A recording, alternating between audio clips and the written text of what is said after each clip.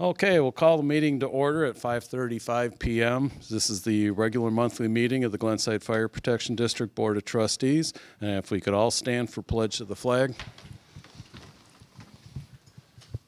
I pledge allegiance To the flag of the United States of America and to the republic for which it stands, one nation, under God, indivisible, with liberty and justice for all. Okay, Mr. Secretary, please take the roll. Trustee Costiera. Here. Trustee Christopher. here. Trustee Osborne. Here. Let the record reflect presence of Chief Wood, Deputy Chief Reed, Controller. Jerry. And a cast of thousands. Yeah, he's not here. Okay, we're going to jump around on the agenda tonight because we have some very special guests here this evening. And we're going to run all the way down to new business, presentation of life-saving recognition.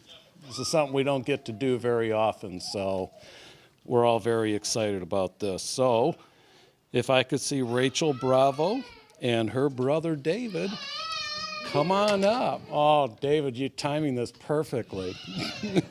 Well, it's for him. That's right. He has a statement. Well, greetings, everyone. My name is Russ Wood, the fire chief here at Glenside Fire District.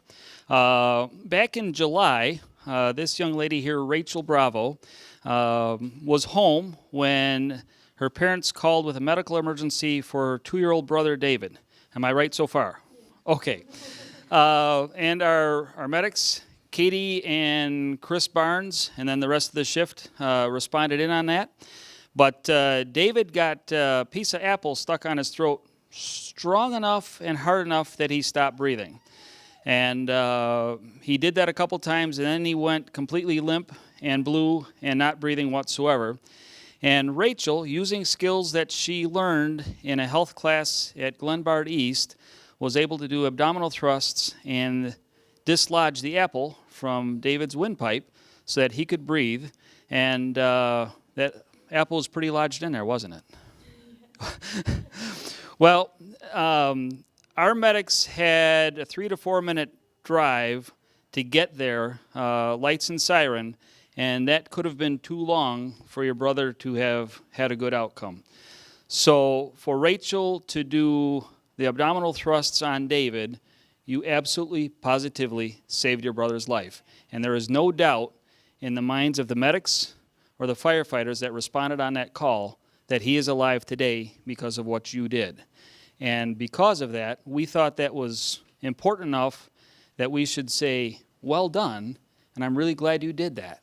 And so thank you for stepping in and taking the action you needed so that David could live another day.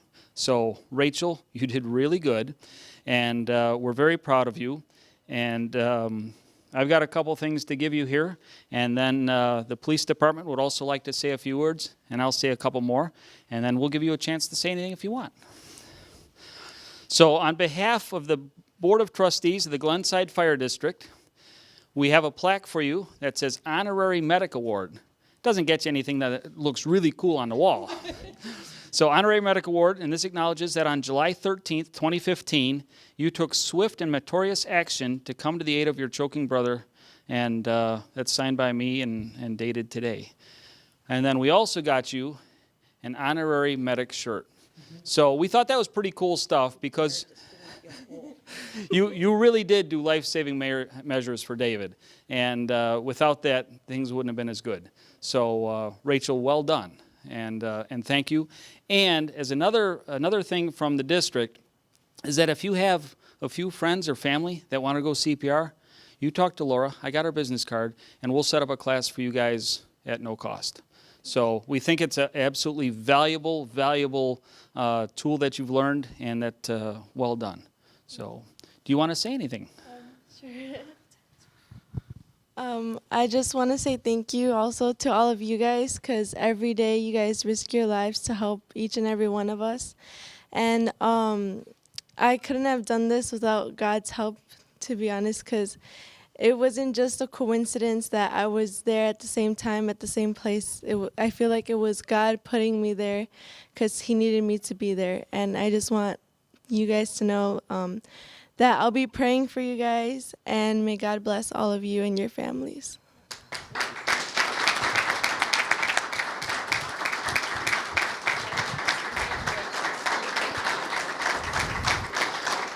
And Rachel? Rachel, very well said. And now I'm going to invite the police department up, and they've got a few words to say too. And if you want to sit that on the side for right now, you certainly can. Well, that's going to be very difficult to follow, but I do want to say job well done, because normally we beat the fire department there by 3 or 4 minutes, but you had already solved the situation even before our officers were there, and both of them wanted to be here today. I think one's on military leave and the other one worked 12 hours today, so he had to go. But what we did, we wanted to honor you with a Citizen Special Recognition Award from the police department in the village, and I'll just read it and kind of let you know what it says. On July 13, 2015 at 9:45 p.m., Glendale Heights police officers were dispatched to assist the Glendale Fire District. Davey wants the bear that we gave him. To assist the fire district ambulance with a child that was choking. Upon arrival, officers met with Louis Bravo, who stated his son had been choking on an apple. Officers observed the male child was awake and breathing normally. Mr. Bravo stated his son had been eating an apple and began choking, and the child turned blue and became cold. Officers spoke with a young female, Rachel Bravo, who advised she performed the Heimlich maneuver on the child by doing compressions under the child's rib cage. Rachel stated the child spat up the apple and began breathing.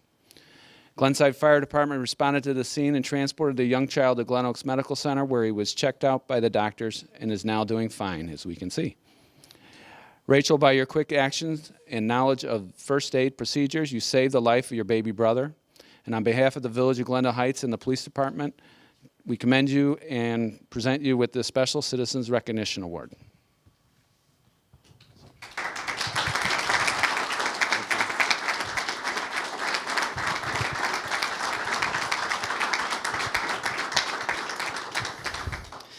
Rachel, one last thing, since we've got the village's camera here, so this will be on cable access. But also, if I could have the firefighters and the medics that were on that call, and also any of the police officers that may have responded, please come on up, because I think we should have a picture with you, if that's okay. Yep. All right, Katie, Chris, Jeff, Joe. And I know one one officer was out on military leave. Did we have the second one? Oh, okay. So this is the crew that was going to be there, that pulled into your driveway that night, and I wasn't there, so they'll get their picture with you. Lieutenant,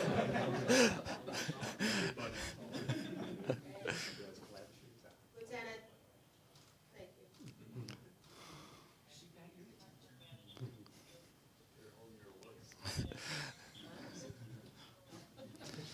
At the police prompting, which is probably a very good idea,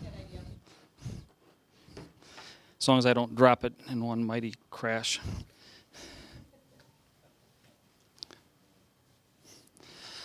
All right, maybe one more round of applause here for what Rachel did.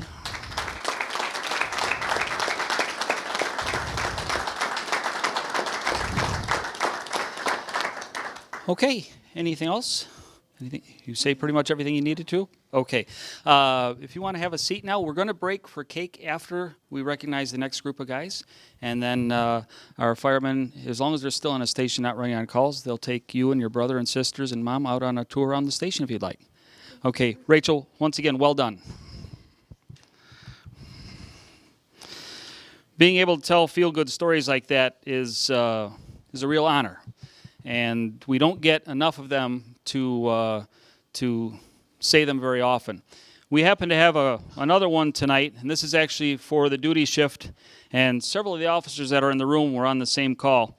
A couple weeks ago, we had a motorcycle that got involved in a very, very serious accident, and we weren't sure that the motorcyclist was going to survive. As of today, he is still alive, but some of his injuries was fractured head, injured brain, multiple fractures throughout the face, broken neck, broken clavicle, scapula, pelvis, femur, and then abdominal and chest injuries.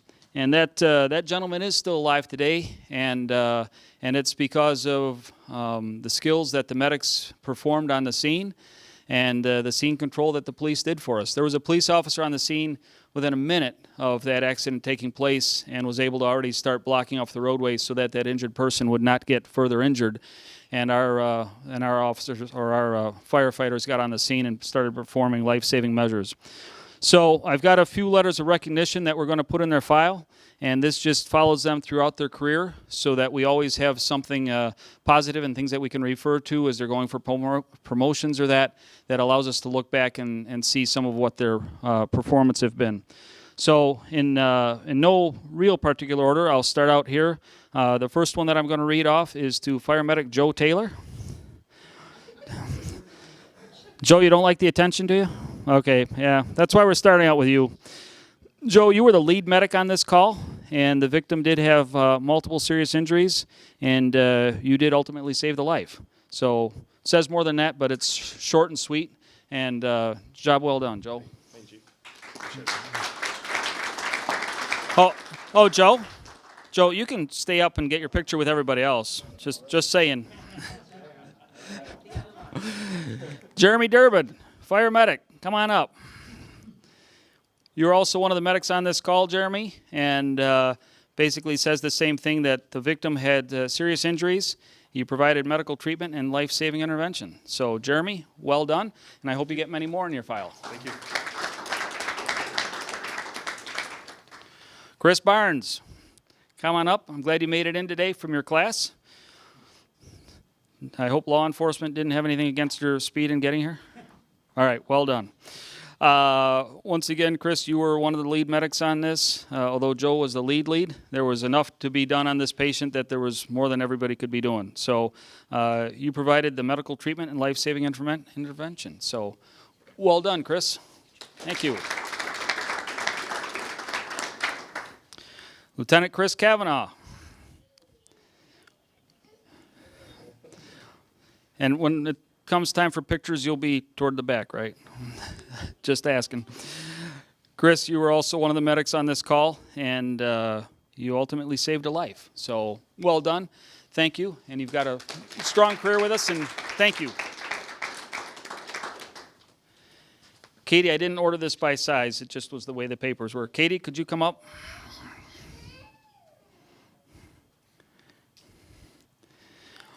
Katie, yours has a few more words in it. Katie, it says you were the, pardon? They are good words. It says you were one of the medics on this call where the victim had serious injuries, but it says you are the one directly credited with performing the needle decompression that saved him until he got to Good Sam Hospital. So you're doing that field decompression was what directly saved his life. So Katie, well done, and I'm really proud to add that to your file. Thank you. You're welcome. Is Matt Kaiser here tonight? Okay, I don't see Matt. Matt gets one also. That'll go in his file. Jeff, if you would come up. I saved yours for last. Because, Jeff, you were the incident commander on that scene, and you took initial command before I got there, and you directed your resources in the appropriate way. You made good judgment calls, and you were already getting information from PD as to what needed to be done and who still needed to be looked at, and the information you gave me allowed me to make swift and accurate decisions. So, Jeff, well done, and I can't wait for you to stay as an officer.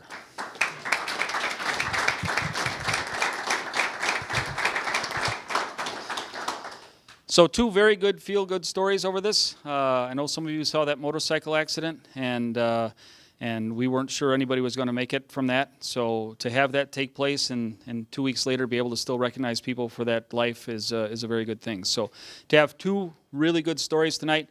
Rachel, This is what our guys do. You don't normally do that, and very well done on your part and on theirs. So once again, congratulations.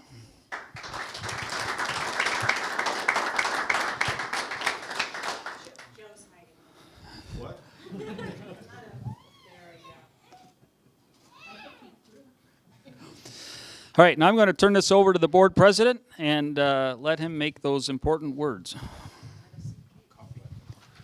We will now recess the regular meeting so we can have cake.